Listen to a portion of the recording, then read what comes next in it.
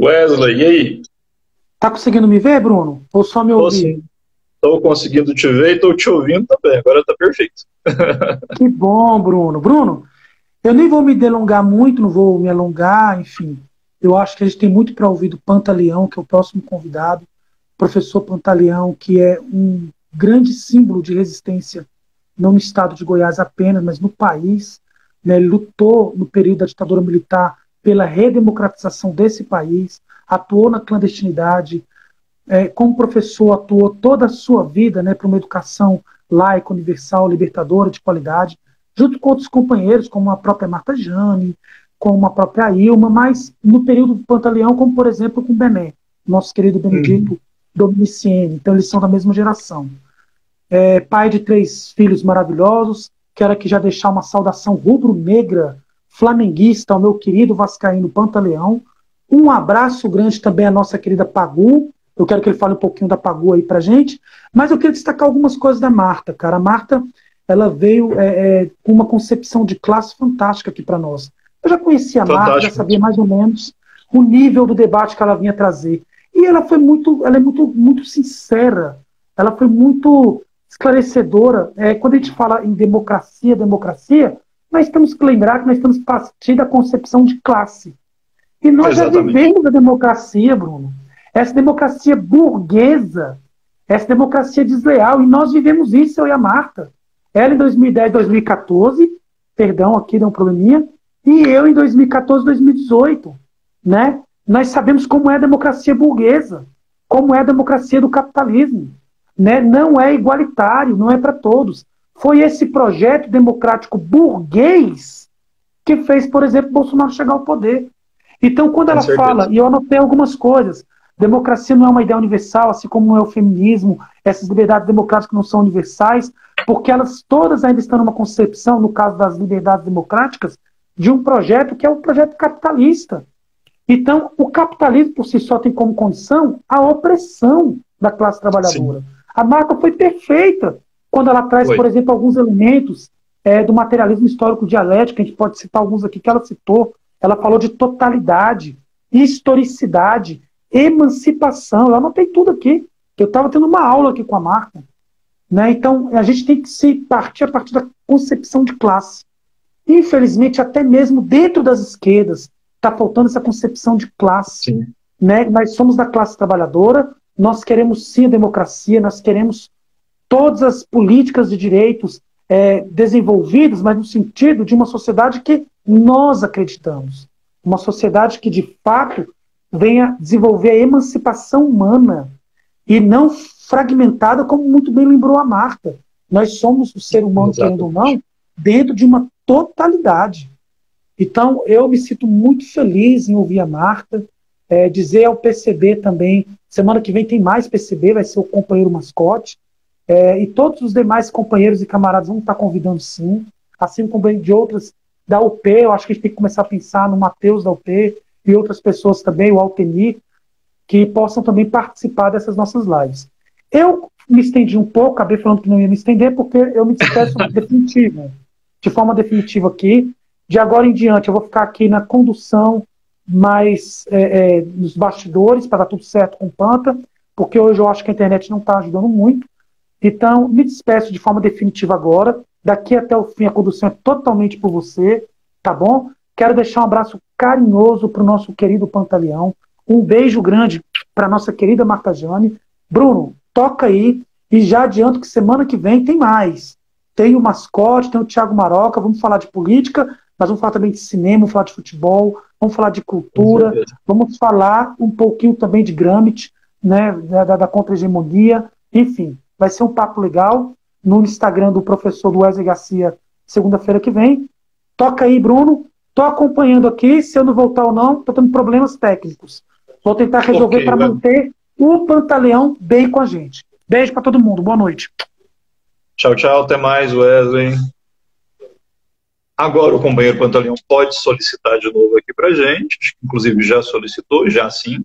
Vou adicionar, né, para a gente seguir aqui esse nosso papo hoje, né, que foi incrível, e a gente agora conversa com o grande professor Pantaleão. Está entrando aqui. Já está normal. Já estamos online. Parece que estou conseguindo escutar vocês já, inclusive. Sim, tranquilo, ao vivo e tranquilamente escutando e ao vivo com a sua tranquilidade, a sua simplicidade e essa alegria constante. Um abração, inicialmente, para você. Eu agradeço as palavras. O Pantaleão, assim como eu disse para a Marta Jane, foi uma das grandes referências que eu tive lá no início da militância e, obviamente, reconheço a importância desses grandes professores na vida militante da gente, quando você já estava lá aguerrido na campanha de 2012 em Goiânia, não é? E mostrando para as pessoas o que é essa esquerda, o que é esse socialismo que a gente quer, inclusive desmistificando tudo aquilo que de erro e de enfim, de coisa manipulada as pessoas colocam na mente do trabalhador, que o trabalhador se distanciar desse projeto, que é um projeto para ele, que é um projeto concebido para ele, para a emancipação dele. Pantaleão, a esquerda em Goiás, né? Que a gente precisa fazer aí para poder levar o nosso recado para as pessoas? Fala para a gente. Ô Bruno, eu sou muito simples, muito claro e muito objetivo nesse aspecto que você levantou. Acho que a professora Marta Jane foi uma aula de tranquilidade, de didática, né, de conhecimento das causas da nossa luta pelo socialismo. Com relação à sua pergunta especificadamente, eu vou ser muito claro. Acho que nós precisamos agir dentro de uma unidade com diversidade, mas buscando uma aliança, desde que os princípios básicos não sejam alterados, que nós chamamos de princípios básicos. A luta pela emancipação da trabalhadora e do trabalhador. Isso só é possível através daquilo que nós chamamos claramente dentro do marxismo, os meios de produção em mãos da classe dominante. Quando o trabalhador faz essa produção, trabalha com seu suor, isso obviamente não vai emancipar o trabalhador nem a trabalhadora. Isso é evidente, né? Isso é ao longo da história. Se você observar bem que o sistema capitalista, com sua evolução, desde a chamada Revolução Comercial, a Revolução Industrial, todo esse processo, primeiro o neocolonialismo inglês e o domínio, né, até a Primeira Guerra Mundial, depois o imperialismo norte-americano, isso é muito claro para nós. Agora, o que em Goiás nós podemos fazer? Eu digo para você, assim, que a minha vivência de quase 50 anos de sala de aula, tanto na rede pública como na rede particular, trabalhando em 5 estados diferentes, com pessoas simples, com pessoas da elite também. Eu trabalhei em colégios nós chamamos da elite brasileira, né? Como eu trabalhei na periferia da rede pública, eu trabalhei quase 20 anos na rede pública, eu digo para você o seguinte: Goiás tem uma direita rançosa, uma elite carcomida, uma elite que persegue violentamente e que ela busca só o poder pelo poder. Goiás é um dos estados mais atrasados da direita brasileira. Goiás estabelece na prática um jagunçismo que ainda existe ao longo da nossa história. E nós da esquerda temos que ter serenidade, nós temos que ter a nossa tática é preservar a vida, inclusive nesse momento dessa pandemonia, eu chamo de pandemonia, não é mesmo? Então eu gostaria de chamar a atenção para esse aspecto que nós da esquerda, às vezes, nós ficamos muito nas picuinhas, nos detalhezinhos, nos documentos da vírgula, e você como professor sabe muito bem disso. Isso não vai levar a nada. Nós temos que ter conversa séria, bem como frisou a nossa camarada Marta Jane, tratar as coisas dentro da diversidade com respeito a todas as posições existentes, e são inúmeras posições existentes, né? Não é uma nem duas. Não vamos tapar o sol com a peneira, não vamos aqui mentir para ninguém. Então nós temos que chamar a atenção. Esse fórum que a Marta Jane acabou de levantar aí, nós precisamos trabalhar os estudantes, os trabalhadores rurais, as trabalhadoras, o homem do campo, o médio e pequeno. Nós não podemos esquecer que a economia nossa, ela é o agronegócio financiado pelo Estado. Goiás, o Brasil é um dos países que mais importa agrotóxico no mundo. Então, a matança do agronegócio, você está sentindo agora a matança do índio, a matança dos quilombolas, a matança de LGBT1. Nós estamos vivendo uma situação, a Rosa Luxemburgo escreveu, né? A Bárbara, então nós estamos vivendo, não é a Bárbara, é a mais do que a Bárbara. E esse Estado, se a esquerda não tomar cuidado, Amanhã nós vamos estar amargando a falta de uma conversa séria com os partidos, seja o PCO, seja o PSTU, seja o PCdoB, seja o PT, seja o PSOL, seja o PCB. Nós temos que ter, acima de tudo, eu levantei isso o ano passado, numa entrevista que eu dei ao jornalista Renato Dias. Nós temos que conversar, não custa conversar. Ora, nós que somos professores, você que é professor, o Wesley, professor, a Marta Jane, professor, nós somos, no fundo, tanto o PSOL como do PCB e outros partidos de esquerda, pessoas que lidam com o dia a dia. E essas pessoas, elas não estão recebendo essa esperança, essa história de que a esperança acabou, não. Ela é uma ação conjunta. Não existe, e você como professor consciente da realidade, sabe? Não existe ação individual. A ação é coletiva. Nós só vamos acabar com a exploração do capitalismo, do sistema que mata, que assassina a partir da ação coletiva. Agora, como chegar, por exemplo, à população? Como chegar às camadas que estão aí envolvidas, né, com os fake da vida, com as mentiras, que chega a eleger uma pessoa que é racista declaradamente, uma pessoa que chama Ustra como seu ídolo, um dos maiores torturadores do mundo, e o sujeito entrou em tortura. O próprio general Geisel, que também foi um grande assassino da ditadura militar, falou que o senhor Jair, eu chamo ele de Bolso Pinochet, é um imoral. Então, nesse sentido, nós não podemos ter trégua com o sistema capitalista. É resistir, resistir, resistir. Lembrando o velho camarada Marighella, ousar, ousar e ousar. Lutar, lutar e lutar. Vencer e vencer e vencer. Agora, nós não podemos ter a presunção que vamos fazer um socialista para socialista. Isso a Marta foi muito feliz. Nós não temos que ter os meios de produção. Como é que nós vamos fazer? Marx escreveu dentro de um contexto da Revolução Industrial, tudo bem. Hoje nós temos a informalidade, nós temos que ter saída para isso. Nós não podemos ficar na retórica, nós temos que ter um projeto. Qual o projeto que nós vamos apresentar? Só de xingatório? Não, isso não vai resolver. Xingatório, a direita é mestre disso, né? Que, aliás, eles sabem muito bem fazer. Xingar, xingar, xingar. Então, na minha concepção, na minha opinião, respondendo claramente, aí eu fiz uma alongada para esclarecer, que nós precisamos ter a unidade na diversidade, a respeitabilidade entre as diferenças políticas e ideológicas dentro do campo da esquerda, tá? Porque ninguém é ingênuo de que nós vamos fazer uma aliança com Luciano Huck e Zé Sarney, os capeta da vida, os picaretas safados que existem aí, e que esses caras amanhã vão bater palma para nós. Isso é conversa para boi dormir. A burguesia brasileira, de acordo com o grande nosso camarada, o grande antropólogo Darcy Ribeiro, é a mais cínica do mundo.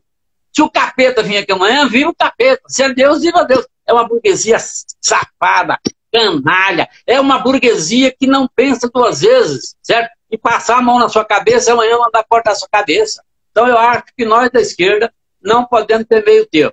Conversar, trocar ideias, ter a sabedoria da unidade, mas, obviamente, nos respeitos, os princípios e, claro, em momento de crise, é onde nós vamos ver como é que vamos agir. Nós não podemos, aí eu acho que é um problema que nós precisamos ter um pouquinho de recordar a história. Eu me lembro aí, na década de 60, o PCB tinha um trabalho de massa fantástico. Nós tínhamos um meio cultural muito bom. É só pegar a literatura do PCB e pegar a história do Brasil e ler, não é isso? Agora, por que veio a ditadura? O que a ditadura fez? Fez uma reforma educacional com a tragédia, né? A Lei 5.092, que cuida do ensino de primeiro e segundo grau. A reforma universitária do chamado general Meira Matos, que é aquele que veio aqui em Goiás tirar o Mauro Borges. Uma reforma educacional que atendeu os princípios básicos do sistema norte-americano.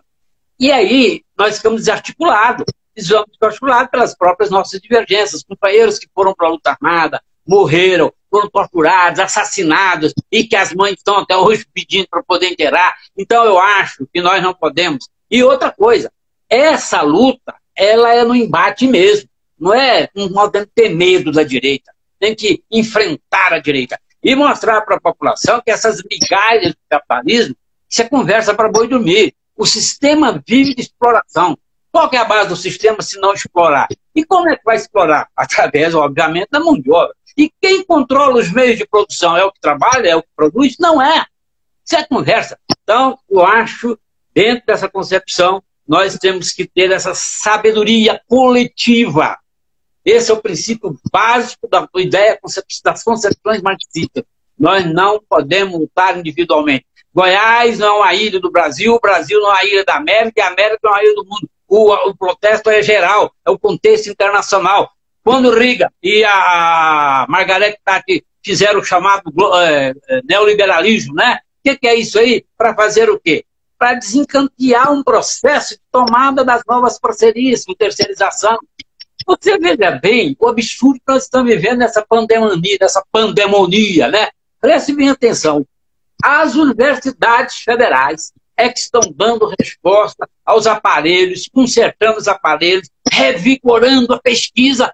E eu pergunto, cadê o dinheiro dessas universidades particulares que lucram, não favorecem nada de pesquisa? Com algumas exceções, é óbvio, não vamos generalizar, né? Já diria um velho professor meu aí da Universidade Federal, que generalizar é um perigo, né? Então não vamos generalizar. Bem poucas exceções, né? Isso é a hipocrisia da direita. Então essas migalhas não vão se fazer. Aqui em Goiás a situação é essa. Chamo, mais uma vez, para a nossa responsabilidade de mostrar a realidade para a criança, para o idoso, para o homem da feira, para o homem do comércio, para o policial, para o homem da saúde. Nós temos que conversar, não temos que ter medo de conversar. Eu nunca escondi a minha posição, desde quando eu tinha 13 anos de idade, nunca escondi, não vou esconder. Não é? Então ninguém sabe, todo mundo sabe o que eu penso, o que eu quero, o que eu luto, o que eu vou lutar. Sempre participei de eleições com um processo eleitoral sendo apenas um processo, não é a famigerada solução dos problemas, né? Ah, vamos eleger fulano e agora... Não, isso aí é conversa para boi dormir. Que tem de compra de voto, que tem de marqueteiro, filho da puta, fazendo jogada aí, é o trem de louco. Ainda continua. Essa lei aí, essas esdrúxulas leis eleitorais, isso é papa boi dormir. É o esquema. Você pega um Congresso que tem 581 deputados, você observa quem é que comanda o Congresso Nacional. Fazendeiros, empresários, né, lobistas, e pronto, fica meia dúzia. As bancadas de esquerda são pequenas, e mesmo assim ainda tem só aquelas divergências de princípio, sei da onde, não sei o quê. Então, dentro da sua pergunta, sendo objetivo, a nossa unidade estabelece fundamentalmente uma unidade coletiva, respeitando os princípios de todas as correntes, mas vejamos e convenhamos, não vamos andar sozinhos. Isso é bobagem. Por quê? Porque podemos ter divergência, mas lá na frente o pau cai na nossa cabeça, meu camarada. O pau cai na cabeça do povo, daquele que trabalha, daquele que pensa diferente, porque o sistema quer isso, isolar. Em determinado momento ele faz a suavidade democrática. Não, somos democratas, agora queremos uma afrentona pela democracia. Espera aí, em que sentido? Certo? Então, desculpa eu ter alongado um pouquinho nesse aspecto, mas eu acho que a sua pergunta é pertinente. O que fazer em Goiás? Eu não tenho resposta, não sou dono da verdade, aliás, dono da verdade morreu, ninguém foi inteiro, né? Dizia esse negócio de dono da verdade. Já dizia o velho Marx, né? O socialismo é etapa para o comunismo, não é isso? Então, no comunismo, a pessoa pensa que agora resolveu tudo. Não, nós vamos dialeticamente, por isso é que é dialético, nós vamos estabelecer a sociedade que queremos. Quer dizer, a luta pela emancipação do trabalhador. Hoje nós temos as questões do gênero que tem que ser tratado com respeito. As questões básicas, quer dizer, o machismo, o racismo, o preconceito, a luta de classe, meu caro amigo. Então, é isso que nós temos que combater, fundamentalmente. Para mim, Goiás tem que repensar um projeto sem o personalismo de quem quer que seja. Essa é a minha posição diante da sua pergunta. Bom demais, Pantaleão. O professor Bené de Aparecido Goiânia falou assim que quem segura essas oligarquias no poder aqui em Goiás, ele comentou aqui, dizendo que quem segura essas oligarquias no poder aqui em Goiás é o agronegócio. Se a reforma agrária é importante. O que você acha, Pantaleão? Primeiro é o seguinte, vamos ser, meu amigo Bené, grande camarada da luta. Primeiro é o seguinte, a reforma agrária é uma característica capitalista. Tem que ser bem claro nesse conceito, né? A revolução agrária é um processo socialista. Agora nós vamos por etapa. A reforma agrária é importante para que possamos estabelecer com o trabalhador e a trabalhadora rural, dizer, a necessidade que a terra, que é onde ele produz, obviamente o produto desse trabalho, da área natural, não pode ir para o grande agronegócio que é financiado pelo Estado. A chamada economia familiar, né, quer dizer, ela provavelmente desapareceu. Hoje você pega aí o agronegócio que comanda todo esse processo. O nosso querido Dom Tomás Balduino sempre falava isso, né? O agronegócio é a coisa que o capeta colocou e ria para danar. Dom Tomás era um poeta, era um cancioneiro da liberdade. Grande Dom Tomás. Então, o camarada Bené levanta a questão, o agronegócio é um financiamento do próprio Estado. Tanto que você observou, e a Marta levantou isso também, quem é que tem as grandes isenções? Não é certo? O ex-governador, ex-ministro, lá do Mato Grosso, Belo, não sei das pontas lá, que é o dono da soja. Ué, quantos bilhões essas pessoas são isentas? E por que o pequeno produtor, o médio produtor, não tem esse financiamento para poder salvar a lavoura que ele perde? Então, a reforma agrária é um passo. Agora, nós lutamos, na verdade, pela revolução agrária. É pelo trabalho coletivo da trabalhadora e do trabalhador, para que nós possamos ter, na verdade, uma sociedade onde as pessoas sintam aquilo que ele produz, naquilo que ele gosta, naquilo que ele faz, naquilo que ele tenha felicidade. Então, o agronegócio, meu caro amigo, é para meia dúzia que, obviamente, financia candidatos e candidatas por aí nesse Brasil. Essa é a questão que eu coloco. Com certeza, né? Você, Pantaleão, um militante histórico aí, enfrentou a ditadura e agora vem o engodo, né, do fascismo querendo levantar a possibilidade de flertar com o autoritarismo. Que recado você manda para essa galera? Primeiro, deixa bem claro aqui que esse estilo fascista, que tem aí o Bolso Pinochet como seu representante, no fundo é o seguinte: o fascismo no Brasil teve, com a ação integralista do Plínio Salgado, período do Getúlio, todo o esquema. Tomou o poder em 64, estabeleceu ali com o financiamento norte-americano, todo aquele esquema que todo mundo conhece da ditadura, quer dizer, todo esse processo.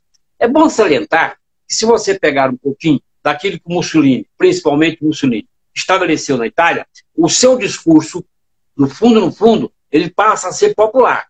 Já percebeu que o fascismo, ele levanta essas características do povo a lá na frente ter a sua salvação.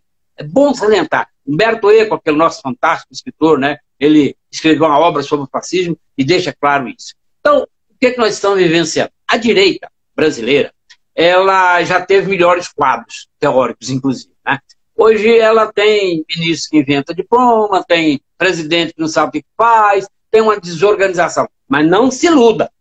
Ela está, sim, no poder. Não se iluda com isso. Quer dizer, por baixo do esquema está montado. Agora, aqui no Brasil, para você combater esse fascismo, né, tanto no legislativo, quanto nos poderes existentes, até no judiciário, em outros setores, você tem que mostrar claramente o que esse fascismo quer. Quer dizer, ele não é por acaso.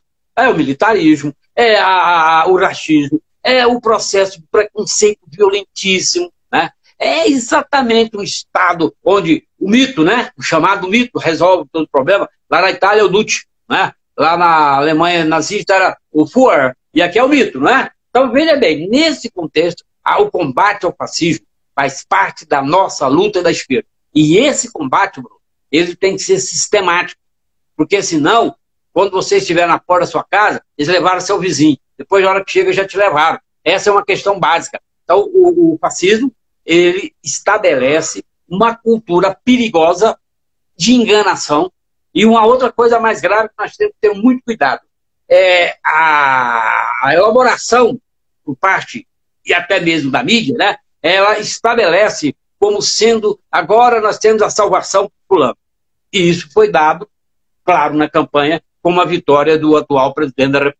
Isso? Então, não se iluda. O fascismo está, sim, no poder, está crescendo, tem simpatizantes que apareceram, aliás, como apareceram fascistas no Brasil, né? É curioso, esse é um dado que merece até uma certa pesquisa, né? A Folha de São Paulo fez uma pesquisa, mas foi curiosa também essa data. Como apareceram carinha gritando Hitler na rua, Santa Maria. Então eu acho que aí, nós como educadores, temos que alertar.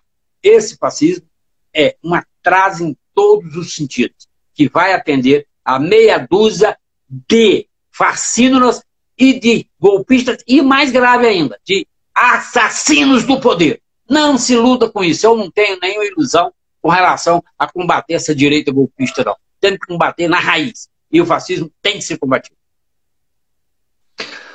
No combate ao fascismo, a educação libertadora ela é uma coisa que a gente sempre bate na tecla.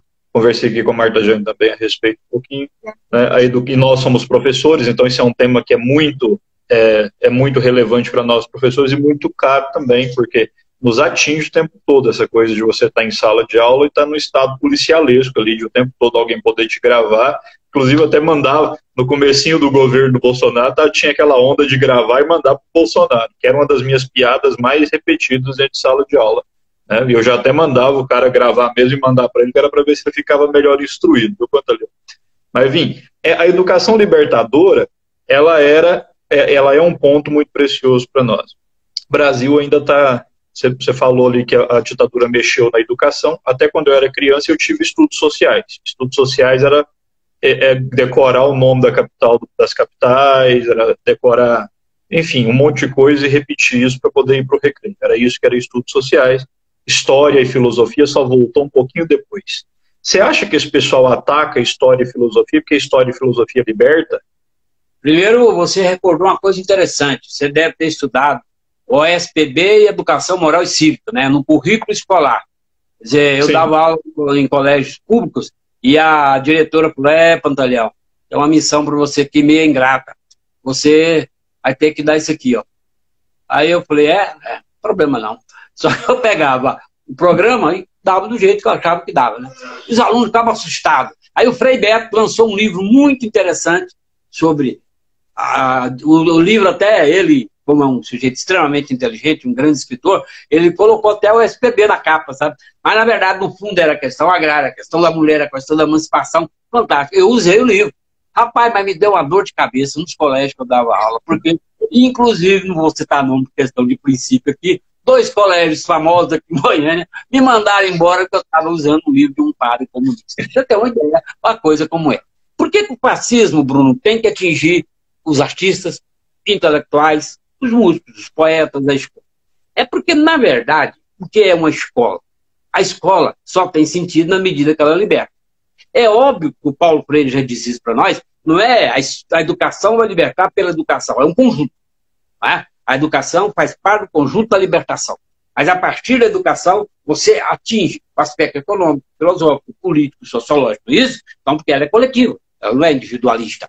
Então, o governo tem que atingir a educação.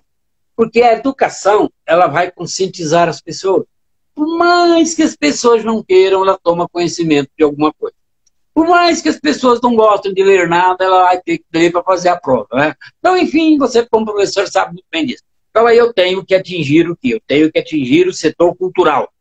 E atingir o setor cultural é isso, é acabar com os projetos, colocar, quando no Ministério da Cultura, pessoas que não têm nada a ver, ou se tem, faz o jogo do que eles querem, repetir o que eles querem, vide aí a nossa Regina Duarte, né? Que como atriz ninguém vai aqui questionar o seu papel, mas como ministra, pelo amor de qualquer coisa, né? Ela mesma, a filha dela escreveu que chorou muito cada mãe. Por aí, né? Então veja bem que aí o fascismo, Bruno, ele tem que atingir o cerne. Você sabia, e claro, como professor, educador e pesquisador, que o setor mais atingido pelo golpe de 64 foi exatamente a educação. Preste atenção, mataram, exilaram, caçaram, torturaram, sumiram com gente. Mas fizeram uma reforma de primeiro e segundo grau com a tragédia. Fizeram uma reforma universitária com a tragédia. Né? Inclusive os campos, né, que foram estabelecidos foi criando um modelo norte-americano para isolar as pessoas. Isso é um estudo muito bem feito depois, feito por estudiosos da UF. Então, na verdade, no fundo, a educação tem que ser atingida. Para atingir a educação, você atinge a discussão, você atinge o debate. Aí vem essas imbecilidades aí, a escola sem partido, esses discursinhos fascistas. Né? Ora, meu amigo, o cara da direita, professor da direita, dentro da sala de aula, ele está sem ideologia da direita, conversa para boi dormir, conversa fiado, besteira. Eu tive professor dentro da Universidade Federal de Goiás, nitidamente da direita. E que não tinha problema não, a gente fazia debate com ele no pau. E é claro que a gente depois foi pro pau, né? Evidente, natural. Foi da descobrir, mas tem uma outra conversa que a gente vai ter aí no período da ditadura, que eu posso até trazer para você alguns dados interessantes. Mas aí, tem que se atingir a educação. Porque se você atinge, você amarra o processo de aceleramento da juventude. Essa juventude passa a ser amortecida. Ela passa a não discutir, passa a não debater. Ela passa a não gostar de poesia. Ela passa o quê? Ela tem que fazer a bitola. Aí estabelece, criaram, eu até lembro muito bem, na reforma 5692 da reforma de 71, o presidente era o assassino do Geisel, do Médici, né? E o ministro da Educação era outro picareta, que era o Jarbas Vasconcelos, Jarbas Sassarim. Então, veja bem, eles criaram turismo. Aí uma professora muito irônica, né? Infelizmente faleceu, grande figura, falava assim para nós, gente, vai ter aula de turismo. Ué, professora, por quê? Não, porque nós vamos estar conversando aqui, é turismo. Na verdade, era no fundo uma jogada que eles queriam para tirar a associação dos professores. O aluno fazia uma matéria no Liceu de Goiânia, depois ele tinha que fazer uma outra matéria lá no Jardim América. Depois ele tinha que voltar para o centro para fazer em Campinas, no Pedro Gomes. Você acredita nisso? Como é que ele ia? Ele não ia. Como é que ele ia? Então, era uma desarticulação, porque o movimento secundarista, isso os próprios estudantes da UNE reconhecem, ele foi mas uma grande resistência ao golpe de 64. O movimento secundarista foi fantástico. Lutamos na rua contra o acordo McZaid, levamos porrada, e aqui em Goiás grandes pessoas lutaram, e aí, para evitar que eu cometa algum erro, depois eu possa até fazer um live com você só sobre isso, mas foi uma coisa fantástica. Então, tem que matar a raiz da questão. Como é que você tem uma árvore que está totalmente caindo, pô, você tem que mexer com a raiz, não tem, senão ela cai, não é? Como é que você vai mexer com aquilo que a sociedade pode transformar, acabando com a educação? E acabando com a educação, você vai acabar com a juventude. E a juventude vai pensar o quê? Então aí, meu amigo, não esqueça disso. O fascismo tem como característica o controle cultural, o controle artístico, porque através disso ele passa a ter os outros controles. Essa é a grande dinâmica do sistema fascista. Não foi assim? Os esquemas fascistas, salazarismo em Portugal, o fascismo na Itália, o nazismo na Alemanha, né?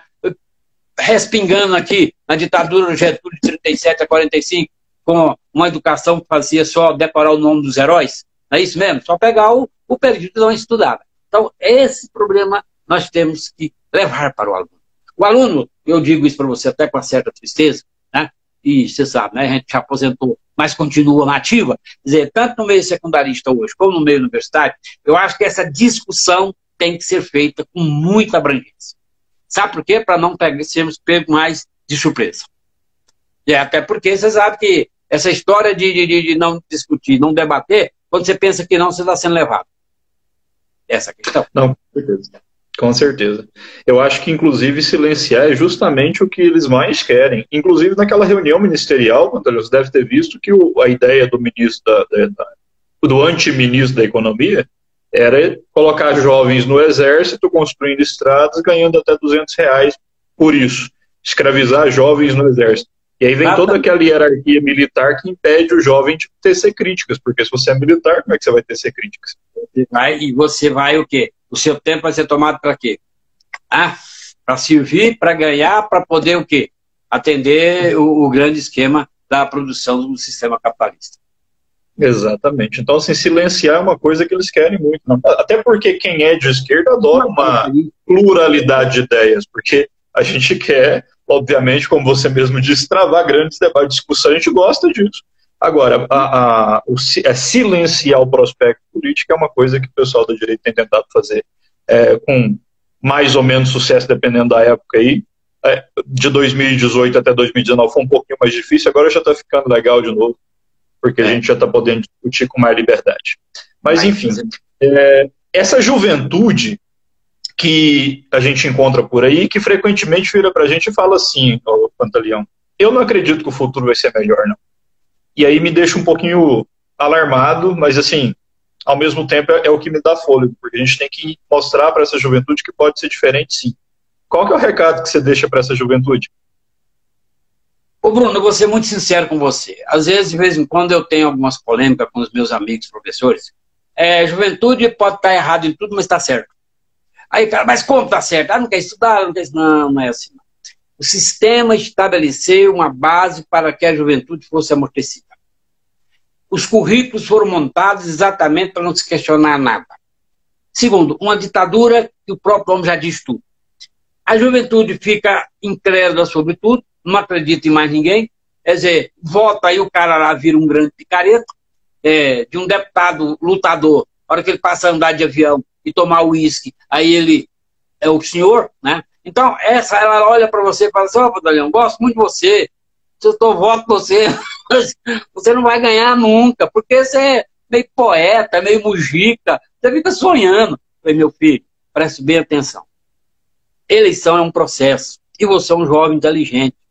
Você vai se vender para um fulano, Beltrano, isso aí tem muitos nomes que eu nem citar aqui, né? E aí você também está se vendendo.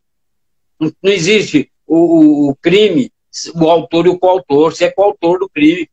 Não faça, você discute, conversa, debate, estabelece uma relação por que você está votando.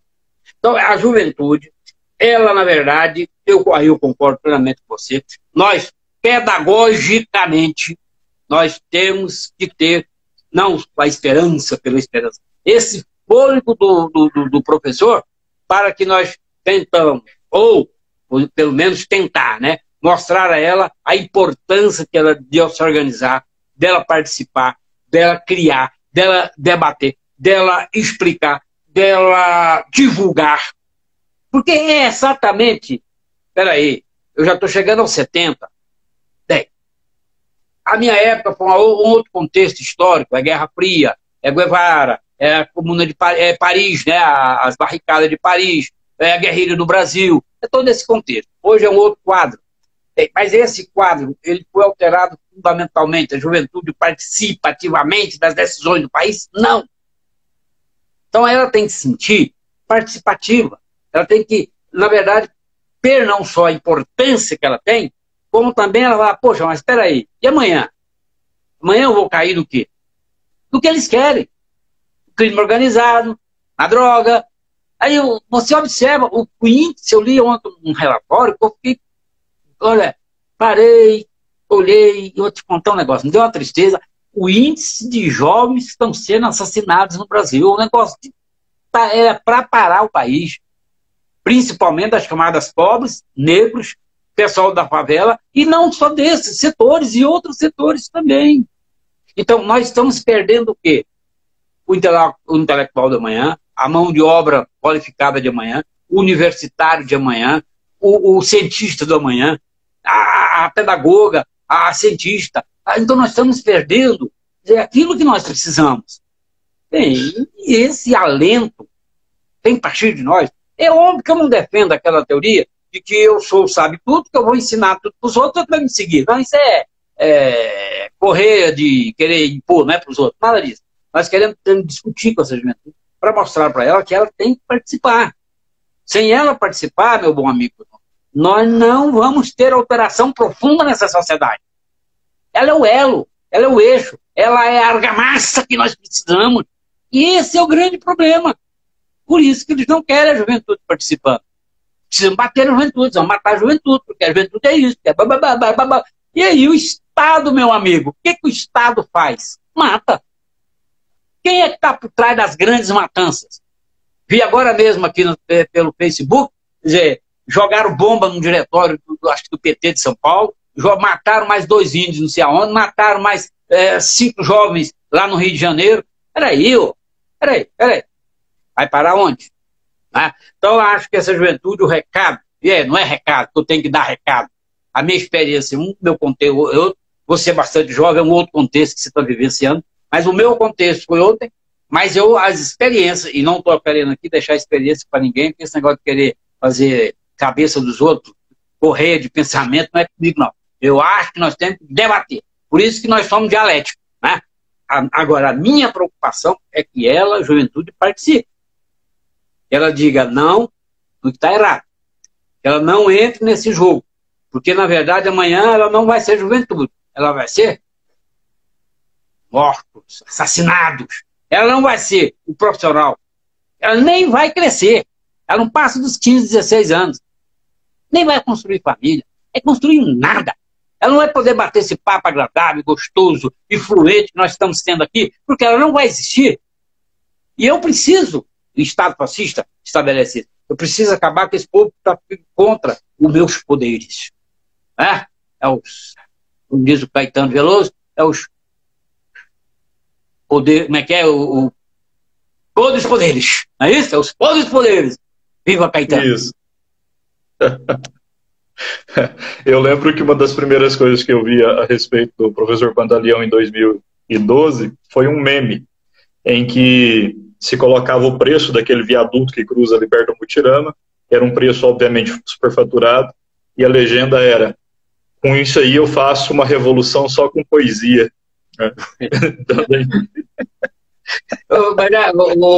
Descontraindo um pouco, ao longo da minha presença na sala de aula, eu aprendi muito com o aluno, muito mesmo.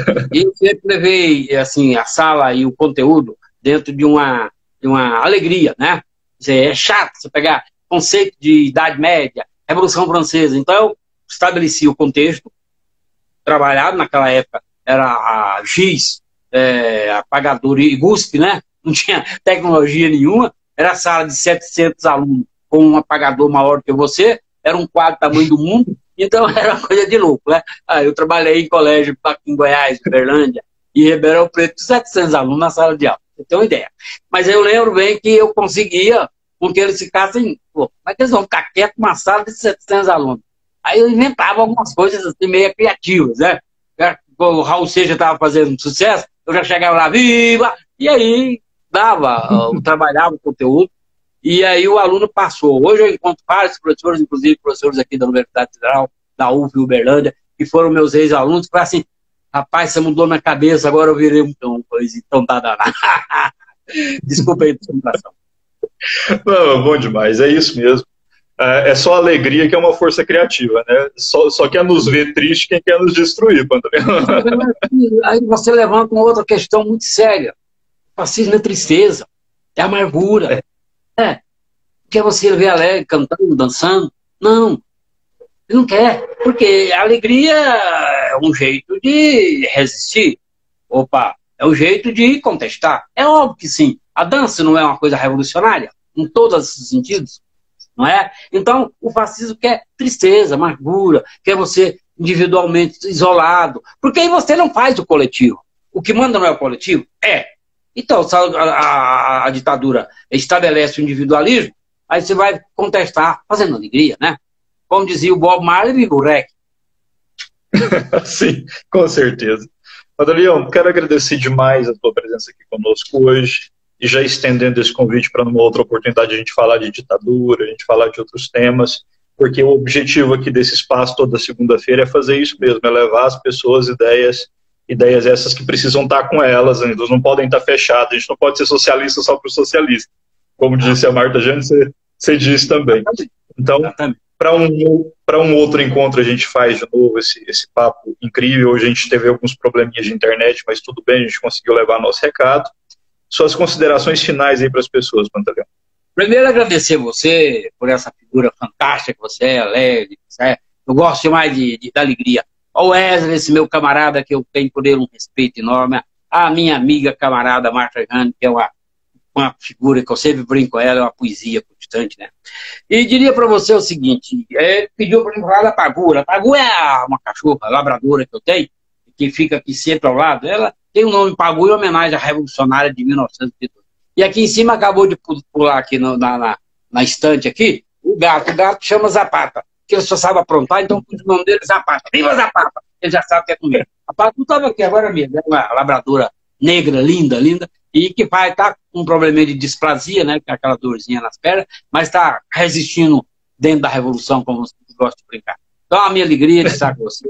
Estou aberto aí a novas discussões, debates. Eu acho que esse tema específico do que foi a ditadura em Goiás, das pessoas que foram assassinadas, mortas, que eu tive a oportunidade de conviver e que, obviamente, eu depois posso trabalhar com você com os documentos do Comitê da Anistia, porque eu fui o primeiro secretário do Comitê Goiano da Anistia e um dos fundadores, juntamente com o presidente, foi o ex-deputado, grande figura humana, João Divino Dornelles, que é o que digo com muita saudade, que sempre aprendi com ele, é uma figura que está no meu coração, infelizmente faleceu. Então eu gostaria de deixar com você um abraço muito fraterno, grandioso, E eu sempre digo com muita tranquilidade, resistir, resistir, resistir. E a luta continua.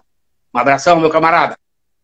Grande abraço, Pantaleão, e até a nossa próxima live. Wesley, entra aí rapidão, só para a gente despedir e anunciar o nosso próximo Refutações.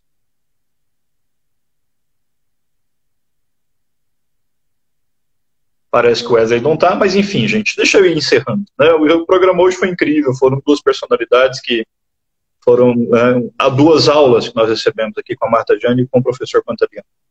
O Nivaldo Gouveia diz que ele é pai de aluno socialista, ser pensante, né? Isso é incrível.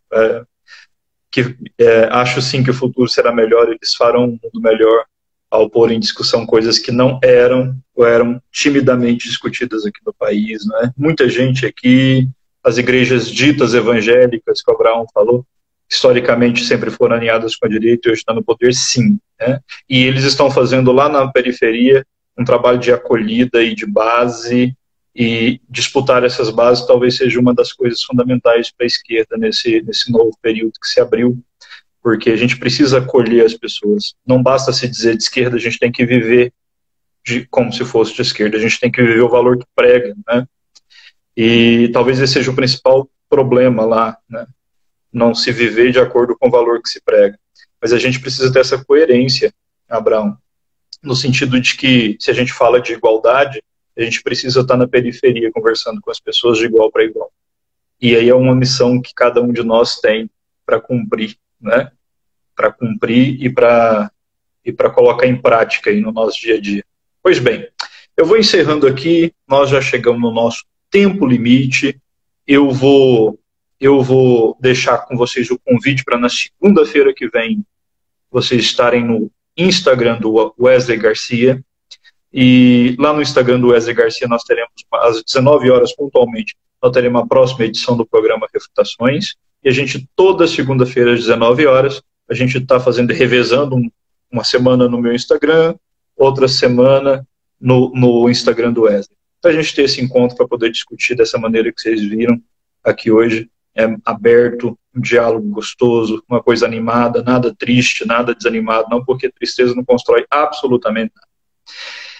Vou me despedindo de todos vocês, muito obrigado pela audiência, galera, segue aí para poder não perder nenhum desses encontros, e até o nosso próximo encontro. Tchau, tchau, até mais para todos vocês.